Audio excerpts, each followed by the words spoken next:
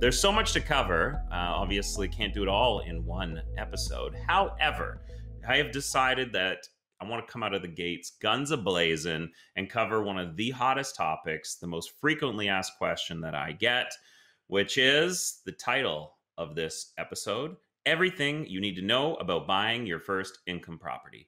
This is the most frequently asked question people come to me with. Like, how do I get into real estate investing? What do I need to do? Where do I need to buy? Blah, blah, blah, blah, blah, blah, blah, blah. People freak out. They want to get into real estate investing, and I totally understand. So I'm going to use my 20 years of experience and all of the training that I've been doing over these years, whether it's through my live events or my workshop events or through my TV shows or, other media outlets that we have.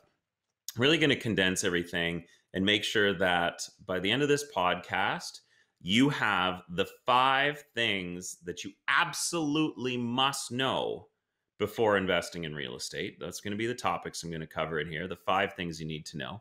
And then at the end, I'm going to make sure that you guys know where to access some of these resources if you're looking for more. Because if you're like me and you are a bit of a crazy real estate investor, you want to know everything about it. There's never enough access to information and education. So I want to make sure that you guys have access to everything if you want to dive in deeper. So everything, it sounds hard to be able to tell you everything you need to know about real estate investing in a short period of time, but I'm going to do my best to get you started. And of course, there will be some more tactical things that we may not get to today, but if you know the basic principles about real estate investing, you can at least get started. And that's what this is about, how to get started, because most people hesitate, they get nervous, much like myself when I started investing in real estate over 20 years ago now. It was not something that was natural for me. It was very foreign to me. It wasn't something that my family was into. I wasn't in the best position to be investing in real estate. I didn't have any money. Like, I had all of the excuses that I hear people say. I had those same excuses. I was petrified. In fact, I invested in real estate out of necessity as a university student. I couldn't find a place to rent. I was basically going to be homeless, and I was running out of money from the years of paying rent.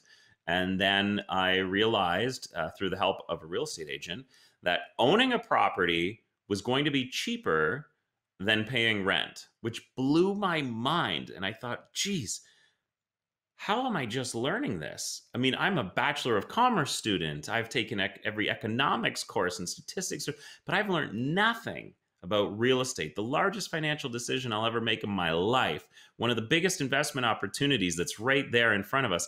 I haven't been taught about this at all. It was frustrating, I must say, but I'm not looking back and regretting anything. I'm glad I was in the situation that I was in because it forced me to learn and understand how real estate can be such a powerful tool.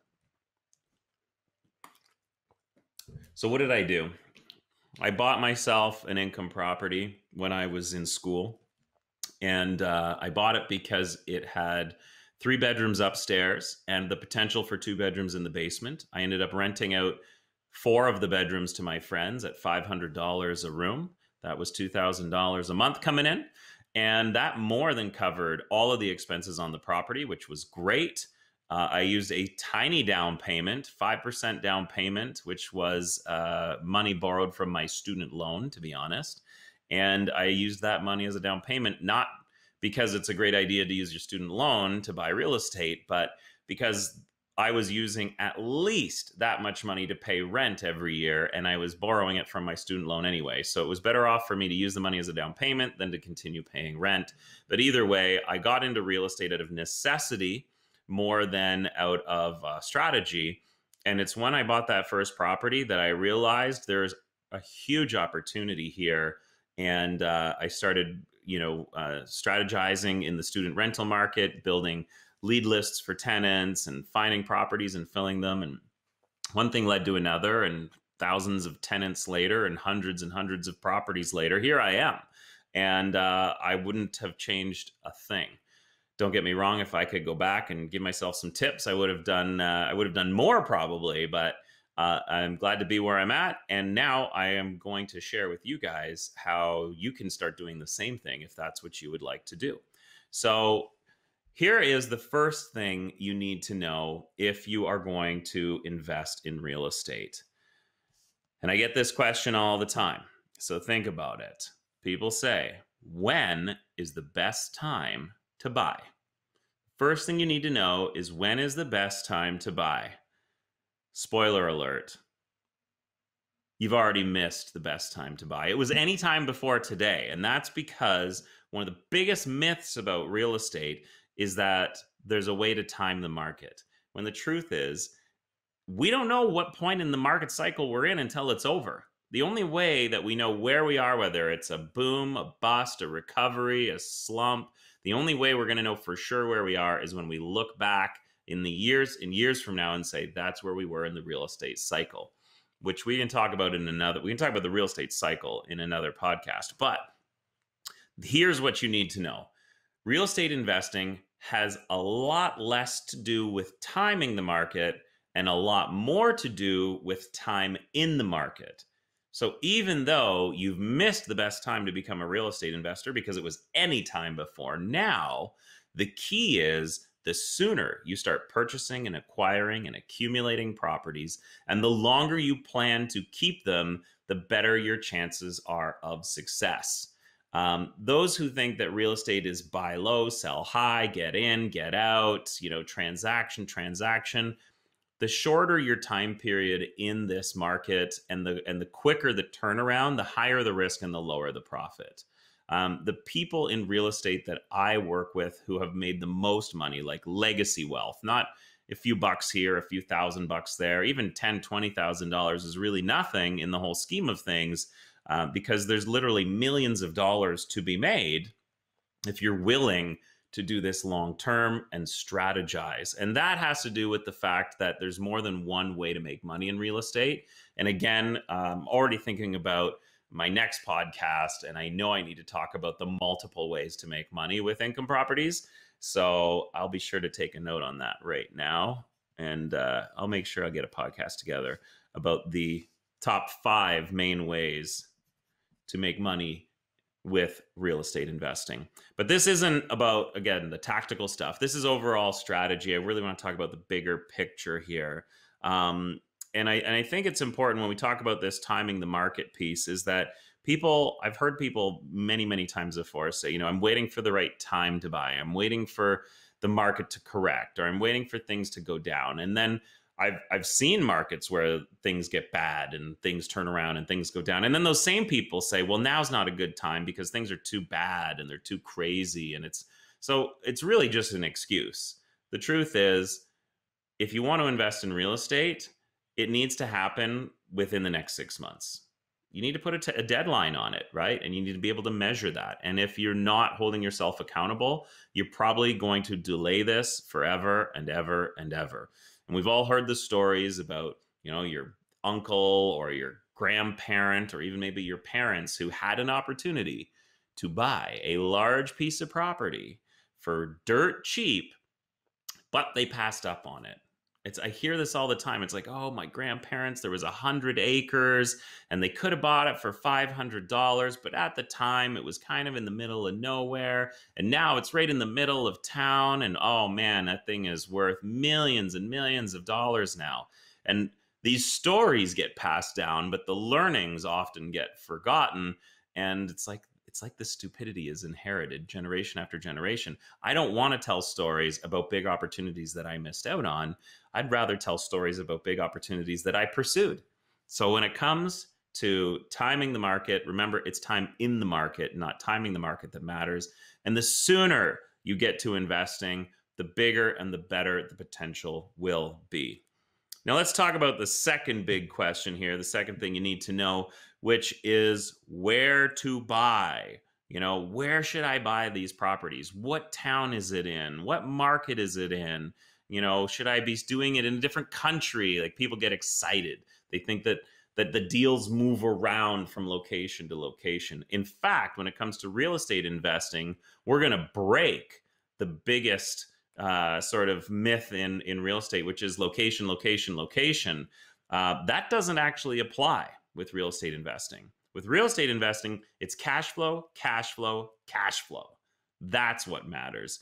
because there are great opportunities everywhere. And something that I often tell people is you invest where returns are best, not where you like the neighborhood or it's a pretty place. In fact, some of the rentals that I have are hideous, ugly places. I mean, it's really like the property, you look at it and you just can barely even focus your eyes on it. Like, it's so ugly, but the cash flow is so beautiful. I have to do it. So don't fall in love with the property nor the location. Fall in love with the financial opportunity. So if we follow the cash flow, cash flow, cash flow principle, really what this is about is being able to crunch the numbers. And the first rule in number crunching with real estate investing is positive cash flow. Again, we can talk in a later podcast about the 5 ways to make money in real estate. But as long as you know that you need to buy properties that have positive cash flow, meaning they bring in more money than all of the expenses, they cover all the expenses and give you a bit of a profit, that is the first sort of financial rule you need to understand. And the cash flow doesn't discriminate based on cities, communities, counties, towns, states, provinces. It really doesn't. I mean, I actually have more data that shows me being a big fish in a small pond is better than trying to penetrate more established urban cities in order to be a successful real estate investor. The barriers to entry in a town with a population of 10,000 people is a lot less than the barriers to entry in a city that's got 10 million people. So for instance, you may think, well, all the money to be made in real estate might be in a city like Toronto or New York or LA or Vancouver. But the truth is the price points are high in those areas. You've got a lot of other pressure on real estate in those markets, whether it be high income employment, whether it be foreign investors. And those things can push prices beyond the opportunity to cash flow. And then you go, maybe an hour or two outside of those cities, and you start to realize that price points come down significantly, but rental rates are fairly consistent. They may not be par for par, but if the price drops by 50% as you move 2 hours out of the city, rental rates might only drop by 30%, meaning you're creating a better margin for positive cash flow.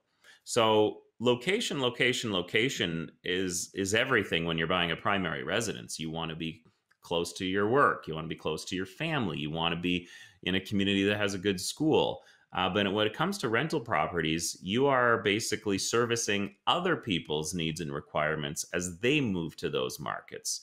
So I want to be careful here, though, because obviously location, there are some things that we do want to consider, but it's more of a bit of a strategy than it is about one location in general. And what I mean by that is, obviously, there's an opportunity to make money in many different areas, many different communities. You can go as far north as you want, as far south as you want, as far east and as far west, and I can show you cash flowing properties. However, within each one of those communities, there are some spots that are better than others. And those are definitely parameters that we want to study and understand, like being close to a hospital is always a bonus. Being on public transportation routes is a bonus. Being close to a post-secondary education institution is great. Having areas with low unemployment rates. You want to be in areas where there's a lot of government infrastructure and spending happening. Like those types of analyses are important, of course, but those are happening everywhere. They really are. And if you are a more conservative investor, if you're really worried about getting into real estate investing and you want to do this sort of as safely and comfortably as possible, then I always suggest to buy your first income property in close to home, somewhere that you can drive to within an hour, so that if something goes wrong, you can address it yourself. Because you're going to learn on your first investment property. You are going to learn. No matter how much you study, no matter how many courses you take, you're going to learn a lot of stuff on that first investment property. So you want to be able to get there. Now, for me personally, most of my properties that I buy are remote from where I am. I don't even see some of the properties that I'm buying. I'm buying a couple properties right now that I've never gone to see. I have a property manager analyzing them, and for me, I have a new comfort where going to see the properties is actually more work than doing my homework and figuring things out remotely. So when it comes to where to buy, again, it's more about what to buy than where to buy. And buying cash flowing properties is key. And if you can get to a market that has some reasonable price points, then it becomes easier to purchase more properties and to have that positive cash flow. So always consider that. The other big thing in terms of where to buy, obviously, I'm always looking at some of the towns that obviously have sort of student rentals has been a big draw for me over the years. Vacation towns where we can do short-term rentals is always popular. In some of the larger cities, I like the executive rental aspect. And then multi-units. Multi-units has always been a big deal. So that's what I'm looking for more than a specific area. Let's take a look at number 3. Where do I get the money? Holy smokes. This one's huge. People are always asking me about where's the money come from to invest in real estate, or even more popular, I don't have the money. How am I going to do this? I don't have the money. And when I got started, I didn't even consider the opportunity to purchase a property because I had no money. I was a completely broke student. And when I was looking for rental properties, I engaged with a real estate, I engaged with a realtor because I thought that the realtor would be able to find me an affordable rental. And it's when I talked to this real estate realtor, who said eventually, after saying, look, there's a couple rentals here, a couple rentals here, she said to me, it's actually going to be cheaper for you to buy a place than it is to rent a place. And I thought that was crazy. It was it was a notion that was so far outside of my understanding that I almost didn't believe it at first. I'm like, it's not possible. And then of course, my first excuse is I can't even buy a house because I don't have any money. And I remember she said, well, you don't need a lot of money. And she said, and there's probably people that would be willing to lend it to you. And then I thought about my family, and I'm like, oh my gosh, my family would never lend me money because they don't even have a lot of money. And even if they did, why would they give it to me in order to buy real estate? But what she meant is there's other investors out there. So I do want to address this one quickly, and not quickly. I want to address this one strategically, because when it comes to money, there's a couple key components that we need to understand about real estate. Buying an investment property, again, is very different than buying a primary residence. And we know that ideally, when purchasing an investment property or even your primary residence, most people and most institutions are looking for you to come up with 20% down payment and then an 80% loan to value on a mortgage, for instance. So coming up with that 20% down is really the struggle. And there are some parameters around where that money needs to come from, but not a ton, right? So for instance, there are ways to do what I call fully financed real estate investing deals. A fully financed real estate investing deal means that you've used none of your own money, which is actually the best case scenario. And that's what I like to, that's what I personally like to do. And that's what I like to teach people how to do, is how to use the least amount of your own resources in order to acquire and accumulate properties. Because if you're using your own money to buy real estate, it's not scalable. You're going to run out. But there's lots of money out there. There's lots of people that want to invest. There's many different ways to acquire financing. It's just that most people, the first introduction to real estate for them is the idea of coming up with a down payment and then getting a mortgage.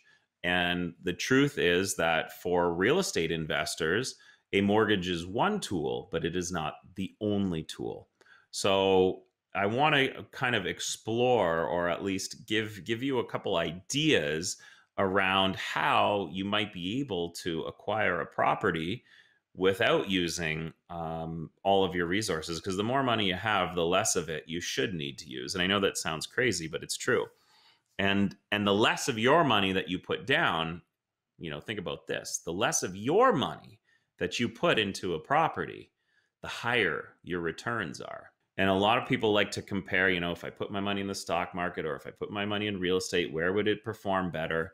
But people who don't understand real estate investing cannot even begin to have this conversation without putting into consideration all the variables. For instance, you earn 100% of the returns on real estate, even if you only put 20% down, which is really amazing. I don't know any other opportunities where you can invest in 20% of the value of something and receive 100% of the returns, which allows real estate. This is called the leverageability of real estate. Again, this is something that allows the average individual to do extremely well in the real estate space. You can create a tremendous amount of wealth without a huge investment. And for someone like myself that is kind of, started a lot of businesses, I've been in, dabbled in all kinds of different things, I have yet to find something that produces a better, faster return for the average individual than real estate, because the barriers to entry are kind of low. But I'll tell you what, if you are the type of person who has some savings, who has some equity in their house, has some registered funds, maybe you have an RSP or 401k, depending on where you live. If you're the type of person that has been disciplined enough to be responsible and accumulated some wealth, there are going to be more options for you to fully finance your deals, because there will be lines of credits available for you. More people will be open to investing with you because you have a proven track record. So that's great news. And I want to make sure that if you are the type of person who's had enough time and has been fortunate enough to save money, don't use it if you don't have to, because I see a lot of people go out to buy their first income property and they're like, great, I'm going to use all my savings or all the equity in my house. I'm going to buy this property. And buying the first property is actually quite achievable. You can go out and get your first property, and it's not that difficult. The most challenging part about owning investment properties is buying the second, third, fourth, and fifth property. First one's the easiest. It gets harder when you buy your second. It gets even harder to buy your third, even harder to buy your fourth, and the fifth, I typically find right around the fifth property is the most difficult to purchase, because your debt is increasing. You're basically putting your own collateral up, which might be running thin. You're trying to qualify personally. You're still an individual trying to invest in real estate. You're not a business. You're not, you haven't scaled yet. And it's always been my goal to try to help people get into a position where once they're buying properties, it gets easier and easier, not harder and harder. And if you use too many resources up front on that first property, it can really lock you down and put you in a situation where you're waiting years and years and years to be able to get your second property. I've seen people who have bought a property and then taken 5 or 6 years to get their second property, where I've worked with people who have bought their first 10 properties in 1 year. Big difference, big difference. That's the difference between someone who's learning fully through trial and error and somebody who is learning from somebody else's mistakes, which is one of my favorite mottos is why learn from your own mistakes when you can learn from someone else's. And when it comes to real estate investing, one of the best things you can do is learn from somebody who's already at the point that you're trying to get to. So I've, kind of built my own career from talking to other investors who, have built up portfolios or have gotten into the commercial and multi-residential space. I never, jumped into those spaces blind. I always talked with, consulted, and learned from people who were already doing a great job of it. And that is a huge recommendation of mine. Other things to consider when it comes to the money piece is that there's a lot of private money out there. And this is not a topic that most people get exposed to. There isn't a lot of marketing material out there about this, but This was a huge win for me when I was getting started. Even after I got my first few properties, which had its own challenges, I eventually ran into a couple hurdles that I see other investors running into, which is the banks say you've got 3 mortgages, that's the maximum, or you don't have any more down payments, or your debt ratio is at a level that is not going to allow you to qualify for more financing. I've seen all of these things happen before, and that's when you got to get creative. So here's some things you can do to be creative. One of my favorite things, and one of the tools that someone with even no money down can use, is something like a VTB, which is a vendor take back, or the option of seller financing, same idea. And typically when somebody is motivated to sell a property and they might not be getting the offers that they're looking for, there's the opportunity to purchase the property and have the vendor, the seller, actually lend you the money, which is just the value of the property itself. No money actually exchanges hands in this case. It's just basically the debt is being signed over to you, the new buyer. So the whole money thing, there's great news here, which is if you have money, it becomes easier to get financing. And if you don't have money or you have very little, there are still opportunities to use private financing, to do vendor takebacks or seller financing, or to do joint venture partnerships. You can partner with somebody who has the money but may not have the time or the resources that you have when it comes to maybe property management or renovating or design or all these things. So teaming up with someone who has the money and you who has the skills is another way to acquire these properties. And it can be a win-win for everybody. So huge opportunities there. Everybody gets stuck on the money thing. I tell you, don't worry so much about where to get the money. Worry about more on how to make the money. And then we'll figure out the rest. Okay, number 4. Number 4, people say, how much time is this going to take? Do I have enough time to do this? I'm too busy. I'm too busy to be a real estate investor. Which is funny to me because, even me, who I've bought so many properties over the last 20 years, real estate investing was probably only a full-time job for me for about 2 or 3 years. But in the last 15 years, real estate investing has been a part-time gig for me. It's something that I absolutely love, don't get me wrong. And there's some days where I'm like, I should just be investing in real estate. But real estate investing is one of those things that has allowed me to explore other side hustles and other opportunities. It's allowed me to venture out into some small business opportunities. It's allowed me to start a production company and do TV shows. It's allowed me to do some branding stuff and to do real estate training. And, I've a bunch of different companies. I kind of dabble in a little bit of everything, but at the foundation of it all is real estate and these assets that, the way it should work. I do want to be transparent. It's not easy. Real estate investing is not easy, but it is simple, meaning that there's a formula to follow. It's not, blazing a new trail. It's about doing what successful people have already done. And in terms of a track record of success, I look at real estate investing, and if you look up the history of it, it goes back to the word landlord, which was the lords of the land. We're talking hundreds, if not thousands of years of proven history that the lords of the land who had more land were the biggest landlords. I know, that's like a tongue twister. But the more land you had, the bigger of a lord you were. And you charged taxes, which basically is rent. And that goes back to medieval times, obviously. And here we are, how many, hundreds or thousands of years later, and we haven't even changed the name of this. It's still landlord, which blows my mind because there's no other lords left in our society or our economy. So it just proves that this is an opportunity that stands the test of time.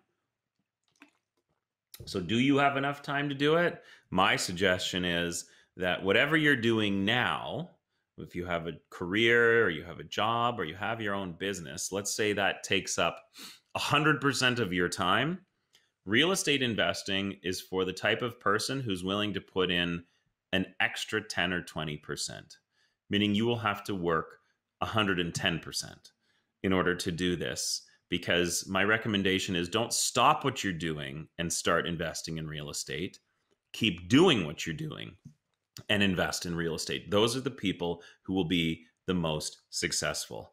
Keep your job, and now you're going to have to dedicate a couple evenings a week or a couple weekends in the month, especially when you're getting started. A lot of the work in real estate investing is upfront, meaning you're acquiring the property. You might be doing some improvements. You're getting your paperwork together on the financing piece. You're crunching numbers. You're showing properties to tenants. Oh my gosh, at the beginning, for the first couple months, it's like, oh my gosh, so much work, so much work. And then you kind of on cruise control. Once you have it rented and cash flowing, yes, there's work to do, but it's quite minimal, which is great because now you can scale. You can start on the next property. But the truth is, real estate is one of those things that allows you to test it, try it without compromising or jeopardizing what you're already doing. It's one of those things that I always tell people: keep your job, keep your hobbies, keep your friends, and find a way to dedicate some not so productive time that maybe you have on the odd weekend or the odd evening to start dabbling in real estate so that you can really discover what its potential is.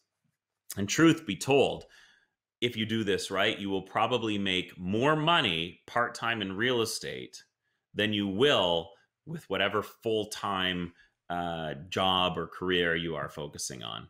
And I've learned this obviously personally through experience, but there's something called the Pareto principle, which I think everyone should understand. And it basically states that 80% of the results in your life are going to come from approximately 20% of the efforts. And I tell people, if you even just put 20% of your efforts into real estate, it will probably create 80% of your wealth. And we should focus more on the things that have the highest rate of return for us. And so, do you have the time? That's really a question for yourself. And it's really if you have the right mindset to be able to dedicate yourself to doing these things. And that's really, again, comes down to that Pareto principle, which I absolutely love, which basically means focus on the things that give you the highest return. Now, the other thing that takes time is kind of learning with this piece. And I don't recommend jumping into real estate just because you're motivated or just because you heard a few tips. I think that would be a little negligent on your behalf. But at the same time, I don't think that real estate investing is a 4-year degree either. I think that there's a balance between learning stuff, trying stuff, learning stuff, trying stuff, maybe using a mentor, staying engaged in a network. Real estate investing is a community. When you meet someone else who invests in real estate, you immediately engage in conversation. You're sharing resources. You're talking about service providers. You're talking about your interest rates. What's the interest rate you're getting right now? Where are you getting that? Who are you getting that with? What are the terms? What are the conditions? What are you buying? Where are you buying? All this stuff. There's a continuous learning process when it comes to real estate investing, but there's also a little bit of upfront.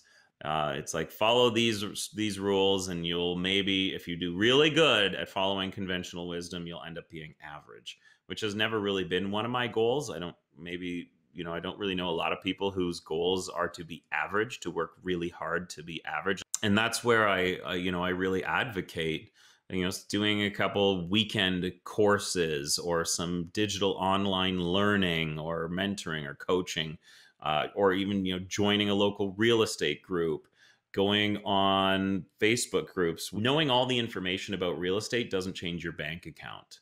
Knowing enough to acquire some properties that have positive cash flow will change your bank account. And there's a balance there. So no matter how old you are, whether you're young and there are some barriers to entry, or whether you're newly into retirement and you're thinking it's too late, the truth is it's never too late to start building something that is going to take care of you. One of the things that I always say is that if you work hard on real estate and understand the money portion, if you work hard to understand money, you'll spend less time working for it. And if you build a proper real estate portfolio, when you stop working, the portfolio works for you. And that's when you get your time back, right? I think at the end of the day, when it's like people say, do I have the time? Do I have enough time?